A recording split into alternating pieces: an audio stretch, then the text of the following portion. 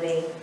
I grew up here in the Midwest in good, safe, joyful neighborhoods, went to college and have had several careers that I really enjoy, including now being a minister. I also have a family, and I couldn't resist bringing just a few pictures. My husband and my children. Michael's my husband. My children are Graham and Andrew. They're 14 and 17. This is a recent trip to Florida. And my son, my oldest son, Graham, is teaching me how to do selfies. So this is taking it to bowling alley. And so this is part of my joy. And then one more picture. My puppies. Can't go anywhere without my puppy pictures. These are miniature schnauzers, and the gray one is Winter, and the black one is Storm, very appropriately named. He's 2, and he tends to get in trouble quite a bit. But they're part of my joy. But you know what? My life has had some challenges, and it's interesting that I don't necessarily have pictures that show those challenges. So I wanted to share a little bit about that. My first challenge probably that I really remember was being 13 and my parents divorced. And then shortly after that, the pain of it was so really stressful for my mom that she started to drink alcohol to numb out the pain. And then, so obviously in my 20s, I had to look at that and do some of my own personal work around how that affected me and how that affected me as I became an adult. And then many years later, as I mentioned, I married. My husband and I were investing in real estate. And you maybe know that there was a market crash in 2008. And for a couple of years, we were in a place where we were losing quite a lot. And it was pretty stressful, I would share that. You know, and what came out of that situation, though, not so much, you know, at first thinking, boy, this is not the prosperity look that I had thought in being in Unity for so many years, because I've been in Unity now for like 26 years. But I grew out of that experience in so many ways.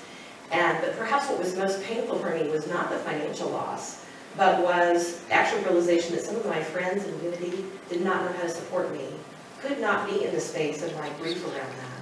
And so that brings me to the subject of what I want to talk about today, which is called spiritual bypassing. I don't know if you've heard of this term. I am so glad that there's applause about that. Yay! Yeah, so, spiritual bypassing is the use of spiritual practices and beliefs to avoid dealing with our painful feelings, unresolved wounds, and developmental needs. Now, this term was first coined by John Wellwood, who was a psychologist in 1984. I was amazed to find out that this term is actually over 30 years old. I've only known about it for, you know, maybe 9 or 10 years. And I do believe that it's an important concept, especially for people in Unity to understand what it means. Also, when I first heard about this term, I heard about, I compared it to like, you know, the word bypass. I thought of heart bypass. Well, when there's a heart bypass, you know, there's an artery blockage in your heart, and so you take a vein from your leg and you put it into your heart, and that makes the blood flow through, and that's a very good thing. Well, when we're talking about spiritual bypassing, we're actually talking about bypassing our emotions to get to the spiritual light, which is not a good thing. Okay? So we're going to go into a little bit more depth about what exactly that means. One of my resources for this book, which I happened to actually add to the ministerial school list at Unity Institute when I was there, I found this book to be so powerful. It's called Spiritual Bypassing When Spirituality Disconnects Us from What Really Matters by Robert Augustus Masters, and he has mastered the subject, certainly.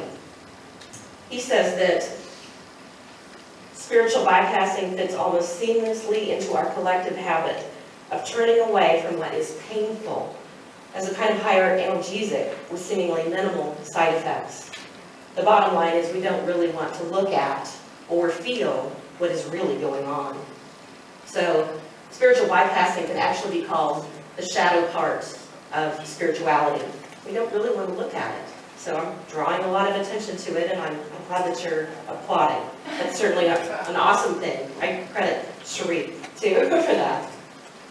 First of all, one of the things that's prominent when we're spiritual bypassing is this ability to emotionally numb and repress our feelings. So we're not feeling our feelings, okay? And I brought with me a fun little feelings chart. How many of you like emojis? I love emojis. Yes, they're lots of fun, and I have great fun picking out the exact expression that I am feeling when I send that to my children texting. We have great fun with that. But you know, the truth is there's also a great huge list of emotions, and I brought a feelings inventory list with me, and it's in the back hallway if you want to pick up a copy before you leave. There's lots of feelings that we have. And it'd be good self-awareness, if you're working with feelings and identifying and feeling your feelings, to pick a word each day and just look at it and bring it into your mind and your heart and into your body where you feel it. That's a good step in emotional self-awareness. I would mention that I think that the main feelings that we need to be aware of, and I said there's a lot, but we can be scared, we can be happy, we can be mad, we can be angry, we can be bad. Bad actually takes kind of two different spaces. Shame, which is sort of a space of just like, I feel like I am bad, it's like a flawed space. Or guilt, which is behavioral, more like I've done something so that I feel guilty. Again, just being aware that those are some of the main ways that we feel. So Carl Jung said emotion is the chief source of all of us becoming conscious. There can be no transforming of darkness into light and of apathy into movement without emotion. So there's many other ways that this shows up, and I'll flip through these a little bit faster. Overemphasis on the positive. So I'm only going to be in that positive energy. I am not going to go to that lower energy place that brings me down. Or it could be weak and too porous boundaries. Maybe I don't know how to say no, or I allow others to control me, or I do things that I don't really want to do. It could be anger phobia. Not acknowledging that anger can actually be appropriate at times. If somebody's invading my boundaries, I have a right to be angry. But then I can have a responsible response on how to deal with that, not react. That's part of becoming a mature adult. And then there's an exaggerated detachment or compassion. Exaggerated detachment is like becoming maybe too emotionally aloof about something that's going on. And the compassion, you can become overly compassionate and let people maybe walk all over you when they're in a bad space. Too much compassion. There's also lopsided development. An example of this to me is maybe someone that's had a high degree of education and yet maybe will go into a store and steal something. So their cognitive development is very high, but they are still morally maybe not quite in that place that they want to be. There's a debilitating judgment about one's own shadow that's part of this, and actually also something that I think that I have seen in unity is a devaluation of the personal relative to the spiritual. So you've heard about the relative and the absolute in unity. The relative is here on earth, the absolute is the spiritual end. And we talk about wanting to be in that spiritual space, but then we make it sound like the spiritual space is always better than the relative. And the truth is we need both. I mean, we're human. We're here having a human experience. So we need both in our lives. And Master says the bottom line around this is that we like the light, but not necessarily the heat. So in unity, I could ask you the question, so are you spiritual bypassing in any place in your life? Yes. That's a lot of honesty. Yes, and then I ask another question, is a community, is there any place that you're spiritual bypassing? Yeah, I do think with some of Unity's teachings, I think it's very easy for this to happen. And so that's why I'm talking about it. Okay, so sometimes the emphasis on the positive spirituality today will not let us go into those lower energies. Oh, I'll go back to Charles and Myrtle here. And I really don't think that that's what Charles and Myrtle had ever intended. Back in the time when they were creating their unity ideas and creating the beginning of the unity movement, it was the late 1800s, early 1900s. Keep in mind, they were creating the idea of mind, idea, expression as part of their trinity. But modern psychotherapy had not been invented yet. That didn't come around here in the Western world until the 1950s or 60s. So from that perspective, they were way ahead of their time. They knew that the mind needed to be repatterned, and they used denials and affirmations for that. However, that doesn't mean that we don't feel our feelings.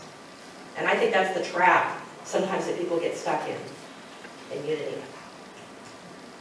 Okay, so something else I think that's very important in this work is the ability to be grounded. We need to be grounded. We need to be connected to the earth. And I picked out intentionally this tree that shows its roots going way down into the ground. So I want you to imagine your body as being grounded, rooted into Mother Earth. Master says a common telltale sign of spiritual bypassing is a lack of grounding and in-the-body experience that keeps us spatially afloat how we relate to the world. And I want to talk about the chakras, but before I go on to that, I was amazed in ministerial school. There are dozens of students, and many have been in Unity for 10, 20 years. And all our lives we've been talking about being in the spiritual space. We went to ministerial school, and there was a bunch of us that were talking about being grounded and how important it is to be grounded. So one of the tools that I have used is the chakra system. This is a Hindu understanding about energy systems in the body. Are any of you familiar with the chakras? I'm just curious. There's many of you. Yes. So, okay, we're on the line here. So it begins at the bottom with the root chakra and grows root, sacral, solar, heart, throat, third eye, and crown. These are energy centers basically within our body. The interesting thing to me about this is these are related, these centers are related to issues within our life. Okay, so at the bottom level, it's survival related, food, clothing, shelter. And then the next level is relationships. And so that would be more like, my parents and sex and work and money. And self-esteem, and then love and compassion, self-expression, intuition, and spirituality. So when I'm talking about being grounded, the areas of the body that are connected to this are 1, 2, and 3 from the root. So we need to be rooted. We need to be willing to be in that space to do our work. We don't want to bypass that and jump right up to the heart, the 4th, 5th, 6th, and 7th. Okay, so this is sort of a map of where we need to be and where we need to go. If you're interested in this, I do recommend a book by Carolyn Mace, M-Y-S-S. She has a book called Anatomy of the Spirit that I think is really powerful.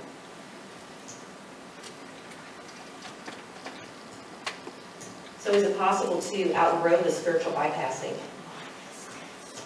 So what happens, this is what happens when we release the need for any kind of spirituality to make us feel better or more secure or whole. And if you're in that space, I would say don't beat yourself up. I do think that that's a lot of times how people end up in church and end up looking for spirituality to help answer their questions. So just, be gentle with yourself. But just understand that this is part of a journey. You're not stopping there, you're starting there, and you're moving on. The real spirituality is not an escape from something, but it's an arrival. So, there are a couple main areas that I want to talk about in connection with unity. Let's stop being negative about our negativity. Okay? Emotions just are. It is what we do with them that is either positive or negative. Let's have a wise use of anger. Okay, clean anger is free of aggression, blaming, and shaming. Okay? So we can be in a space, yes, we can be in a space where it's okay to be angry and state what we need without creating a bunch of drama around it. Okay? So let's watch out for blind compassion. So are you a harmony junkie? Okay, do you refuse to set boundaries when you know that maybe you should be setting boundaries? Okay, are you avoiding conflict in your life? And a non-judgment can even become an over-tolerance. You're always saying, no judgment here. But if you become over-tolerant, that's not healthy either. Can't speak enough about boundaries. I have a 17-year-old right now. Setting boundaries just about every day. Joy, joy, joy. Those boundaries in the most simple form is, I am here. You are there. We can come together and be intimate, and we can be separate, and we can go apart. That's the most basic form. And create healthy energy around that is a powerful thing. So if you don't know a lot about setting boundaries, I would recommend that you do some research around that. And let's bring shadow work out of the shadows. If I had 3 things that I would recommend for people to do within a unity environment when they're walking in, I would say study unity principles, do your shadow work, and meditate. Those are the 3 biggies to me. And shadow work doesn't come along a lot of times until there's something in your life that's not working. So shadow is the practice of acknowledging, facing, engaging, and integrating what we have turned away from, disowned, or otherwise rejected in ourselves. Did you know that you can meditate for years on end and still have a shadow? Have this negative stuff going on within you? Okay, so the easiest way to identify your shadow is, for instance, if you've been complaining about someone a lot, and that would be projection. If you've noticed that if you've been complaining about someone a lot, those qualities that you're complaining about could actually be projection. So you're projecting your own darkness onto someone else. And at first, when you first start doing this, it can be hard to see that. But just realize that those qualities you don't like in the other person may exist within yourself. And you may really have to take some time to think about that and look at it. That's kind of the dark shadow. But the other side is there's actually a light shadow too. So if there's somebody that you really love and admire, you may be projecting your own light onto them. So it's an opportunity for you to own that lightness within yourself. And I can't stress enough to do shadow work, but you need a safe place to do it. This work can be uncomfortable. It is uncomfortable. It's messy. And you have to be willing to be vulnerable and transparent. And that is not easy to do. And I really believe that we want to protect ourselves. I really believe to do this work, it takes a safe space. So whether it be, a therapist, a minister, a 12-step group, a breathwork group, which is one of my practices, find a space, find other people to help you to do that work. I would also mention that if you have some kind of coach in this process, just like a therapist, be aware that they can only take you on the journey and support you as far as they have gone. So keep that in mind. If they haven't done their work about a certain issue and that's the work that you're doing, they may not be the right person for you. You may need to go somewhere else to get the help that you need.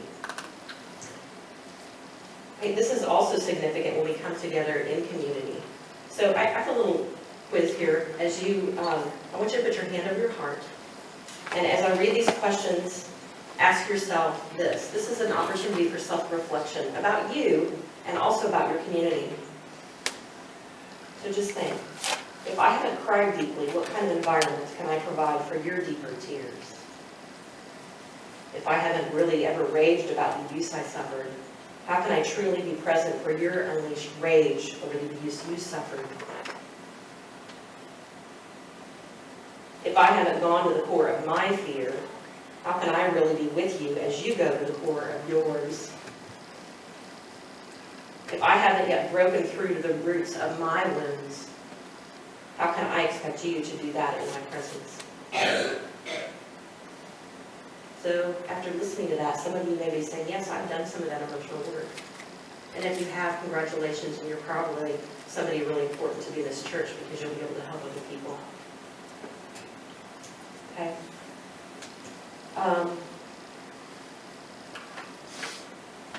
And then another area. Oops. Are we responsible for our illnesses? Master says that with this process, illness is considered the result of a kind of thought disorder, with negative thinking being the primary culprit. The bigger bypass also includes the idea that blaming the health issue on genetics or the environment is totally delusional. So, stuff happens. What about the people that are in Houston right now? That the metaphysical malpractice would be the idea that maybe they created that in some way, which is totally false. And then the emotional bypass, spiritual bypass would be thinking that it's all good, something good's going to come out of this. Well, maybe a long way down the road, but there's going to be some really deep emotional work and healing work that's going on with people that are in that situation. So let's not bypass that and be in the space that we can be with people that are hurting. Another one, last one, is about magical thinking, and this comes from a child mind. A mix of superstition and a perception of illusionary connections, combined with the idea that our wishing, wanting, and imagining an inordinate amount of power will manifest in some form. So I'm a little confused on this. Somehow I think that unity's trinity of mind, idea, and expression got turned into this sometimes. And that's not what was intended. It's mind, we're rooted to the earth, we have minds, we come up with ideas, and we bring them into fruition into the world. Okay, that's not magical thinking, that's cause and effect. Okay, guided by spirit. So let us focus on that creative process and put our focus there. Okay, so in conclusion here, for unity to continue in the postmodern world, we really must let go of our childlike spiritual bypassing avoidance and embrace more inclusive, emotional adult practices, please. By owning our emotions, by being willing to face our shadows, by holding to our healthy boundaries, and by grounding as one with Mother Earth. I spoke about that and how important that is. We are positioning ourselves to claim an adult form of unity that I don't honestly think that has been seen in our churches before. This is new, this is cutting edge, and we need you to help us on this journey. So let us all stop spiritual bypassing and let us practice in new and deeper and healthier ways. Final quote from Robert Masters. He said, "The irony is that as we leave magical thinking in the sandboxes of our mind, we don't have to become dreary, serious grown-ups bereft of magic, but rather we can find a deeper magic, the magic of awakening beyond what we think ourselves to be." So please, each of us, let's go deeper. And let's go deeper together. Thank you.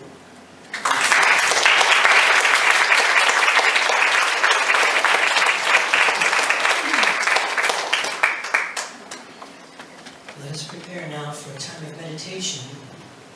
And let's take Rev Shawn's words into our hearts and into the stillness.